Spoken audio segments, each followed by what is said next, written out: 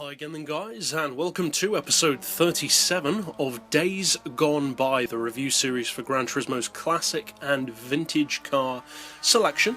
And it's a pretty broad one, and some of these are of course much more highly used by the community as a whole on Gran Turismo more than others. Some though are really underappreciated. And I feel that this vehicle may be one of those.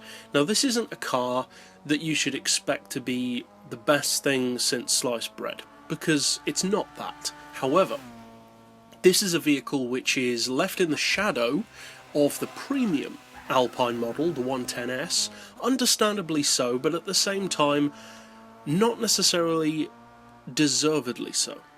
This car isn't quite as good in terms of raw numbers, but it's not a car to be dismissed. Personally, this is actually my favourite Alpine of any of the models in the game, even including the VGT models. Why? Well, because I like things that are different. I like cars that are quirky, a bit oddball, vehicles which are competitive despite the fact that people don't think or just don't assume that they are, and vehicles which are underappreciated will always catch my eye. This is one of those cars. It's the Alpine A310. It's a lot cheaper than the other Alpine models. The premium spec Alpine is a 100 grand classic. Is it worth 100 grand? Well, that's for another episode. This, on the other hand, is only a 33 grand classic. That is much more reasonable regardless of what kind of classic you're talking about.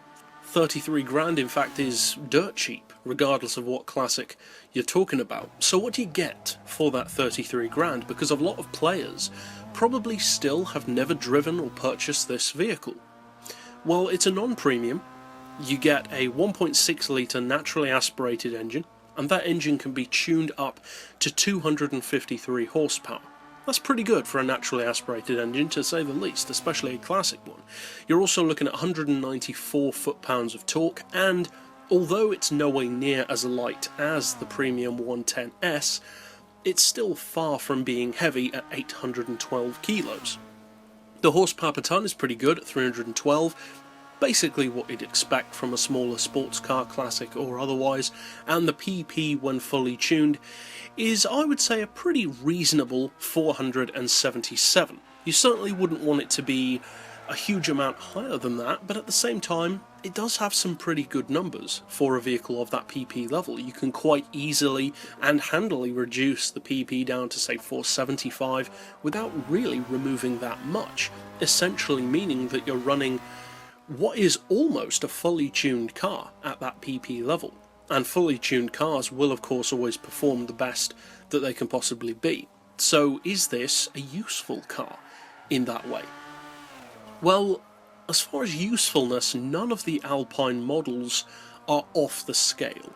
They have their uses, but they're not necessarily the best in their respective price range or vehicle type. They're just a good alternative. They're reasonably dependable as far as what you can expect. They're similar in terms of spec and performance, and basically it's just down to which one you personally prefer, because the numbers between the different Alpines, apart from the weight and the price, are fairly similar. You're looking at a similar amount of torque, a similar amount of power, even a similar, or relatively so, PP level. So is this a good one? Is this the best Alpine, or is it not as good?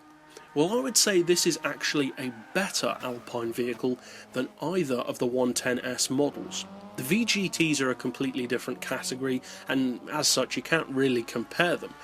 But for the road cars, for the classic Alpines, premium or otherwise, I would say this is a better car than either of the other two. And the main reason why I would say that in particular against the premium model, which everyone seems to go for, is twofold. One is the price. Being almost a third of the price is nothing to be dismissed. That is a significant advantage. But also, this car has roughly the same kind of power. 253 horsepower in this vehicle compared to 259 in the premium car. But the premium sits at a ridiculously high 549 pp fully tuned, and it is just not competitive at that level.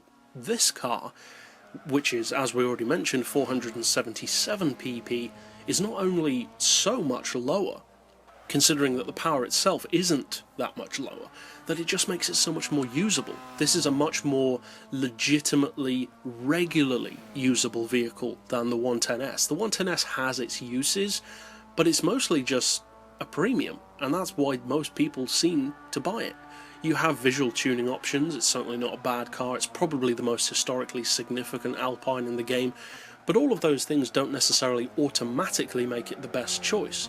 This car offers very similar performance, especially in a straight line to the 110S. The handling is fairly dependable on an Alpine, not necessarily very good, but it's consistent. It's consistently challenging. It depends on the right tuning, in particular to get the best out of the car, being as it is rear-engine, rear-wheel drive. They are a little tricky. They're kind of like the French equivalent of a Beetle in the way they handle, and as such, yes, they can be very quick, but they're not necessarily the kind of cars which will suit everyone's driving style. They have to be set up correctly, they have to be driven properly with respect for the handling and the drivetrain layout in particular, but if you do, they can be really useful. Now, this particular vehicle, I would say, is more useful, at least in my opinion, than the A310. Overall, this is a car which I don't think is ever going to have the kind of use or appreciation that the 110 has.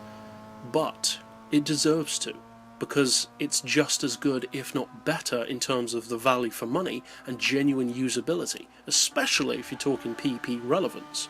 So overall, if you haven't tried this model, and perhaps you do own the other Alpine, I would definitely recommend that you give this car a chance. It may not be as traditionally pretty as the A310, although personally I prefer the look of this car, but overall, it's just worth checking out.